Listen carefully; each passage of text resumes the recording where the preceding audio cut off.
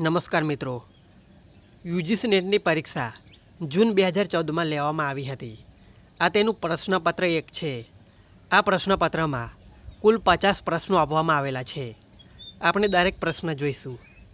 પ્રથમ પ્રશ્નની શરૂઆત કરીએ। मौखिक संचार में व्यवधान आने को कहते हैं।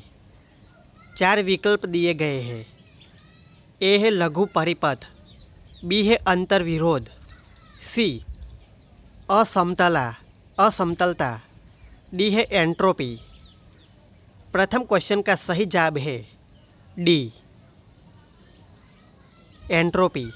ये सही जवाब है। दूसरा क्वेश्चन है, निम्नलिखित में से किस क्षेत्र में संचार के टेलीफोन मॉडल का सर्वप्रथम विकास हुआ। 4 विकल्प दिए गए हैं। ए है प्रौद्योगिकी सिद्धांत, बी परिक्षेपण सिद्धांत, सी न्यूनतम प्रभाव सिद्धांत और डी है सूचना सिद्धांत। दूसरे सवाल का सही जवाब है डी, सूचना सिद्धांत। क्वेश्चन तीसरा, दादा साहेब फाल्के पुरस्कार वर्ष 2013 के लिए किसे दिया गया है। विकल्प है ए करण जौहर, बी आमिर खान, सी आशा, डी गुलजार। तीसरे सवाल का सही जवाब है डी, गुलजार को दिया गया था। चौथा सवाल, छायाचित्रों को करना आसान नहीं है। विकल्प दिए गए हैं प्रकाशन, बी सुरक्षण, सी विसंकेतन, डी परिवर्तन। चौथे सवाल का सही जवाब है सी, विसंकेतन। पांचवा सवाल, टेलीविज़न को चालू करने पर जो कण कण से दिखाई पड़ते हैं उन्हें निम्नलिखित में से क्या कहा जाता है। ए sparks, be green dots, C snow, D rain drops. पांचवें सवाल का सही जवाब है सी, स्नो। क्वेश्चन नंबर 6, एक वृत्तिक संचार में एनकोडर डिकोडर हो जाता है जब वह हो। विकल्प दिए गए हैं शोर, बी श्रोता, सी आलोचनात्मकता, डी फीडबैक। छठे सवाल का सही जवाब है डी, फीडबैक।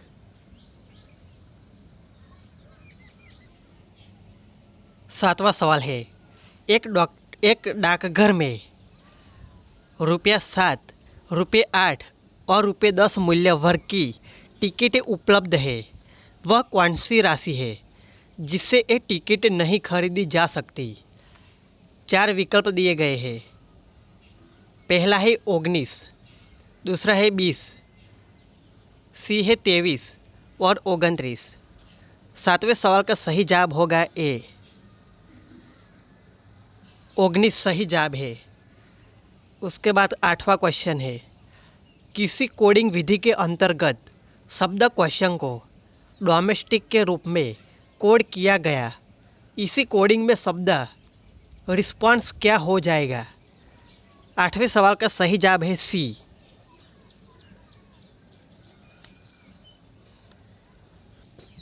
9वां सवाल, यदि श्रृंखला 4, 5, 8, 13, 14, 17, 22 को इसी ढंग से चालू रखा जाए, निम्नलिखित में से इस श्रृंखला में कौन सा आंकड़ा नहीं आता। 9वें सवाल का सही जवाब है सी, 33। अगला क्वेश्चन देखते हैं, निम्नलिखित में से कौन केंद्रीय विश्वविद्यालय है। 4 विकल्प दिए गए हैं। पहला है पांडिचेरी विश्वविद्यालय, दूसरा है विश्व भारती, तीसरा HNB गढ़वाल विश्वविद्यालय, चौथा कुरुक्षेत्र विश्वविद्यालय।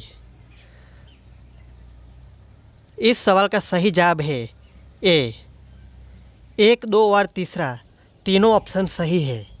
पहला है पांडिचेरी विश्वविद्यालय, ये सही जवाब है। दूसरा जवाब है विश्व भारती और तीसरा HNB गढ़वाल विश्वविद्यालय। ये तीनों ही केंद्रीय विश्वविद्यालय है। आगे का सवाल है, प्रस्तुत कथन पर विचार कीजिए जिसमें दो तर्क एक और दो दिए गए हैं। कथन है, भारत में एक सशक्त एवं सुदृढ़ लोकपाल होना चाहिए। तर्क है, पहला तर्क है, हाँ यह नौकरशाही में भ्रष्टाचार को समाप्त करने में महत्वपूर्ण भूमिका निभाएगा।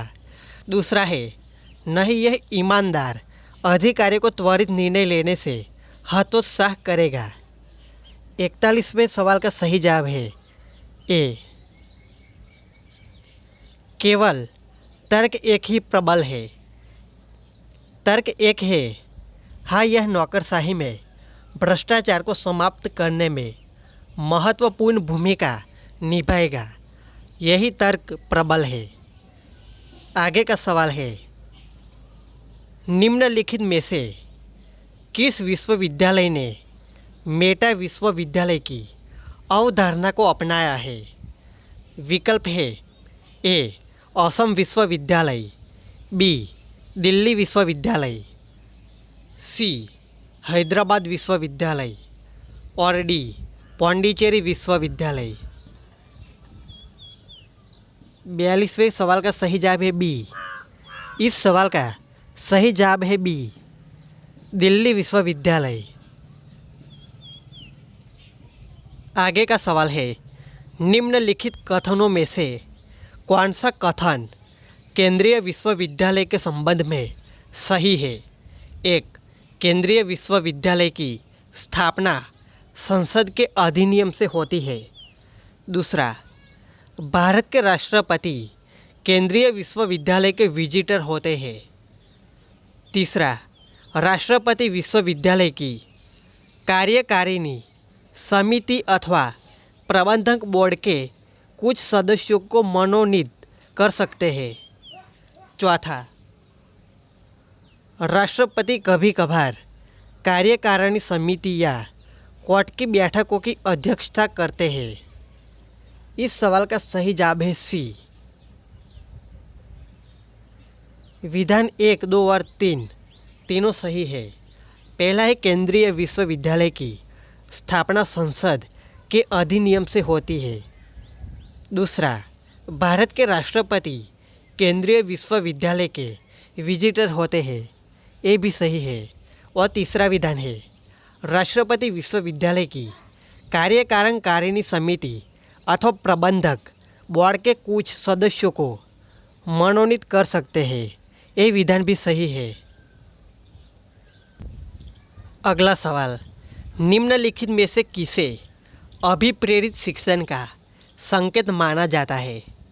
ए, विद्यार्थी अध्यापक से प्रश्न पूछते हैं। बी, विद्यार्थियों की उपस्थिति अधिकतम हो। सी, कक्षा में पूर्ण शांति हो। डी, विद्यार्थी अपनी कापियों में नोट्स ले रहे हो। 44वें प्रश्न का जवाब है ए। इस सवाल का सही जवाब होगा ए, विद्यार्थी अध्यापक से प्रश्न पूछते हैं। आगे का सवाल, निम्नलिखित में से शिक्षण का सर्वोत्तम ढंग कौन सा है?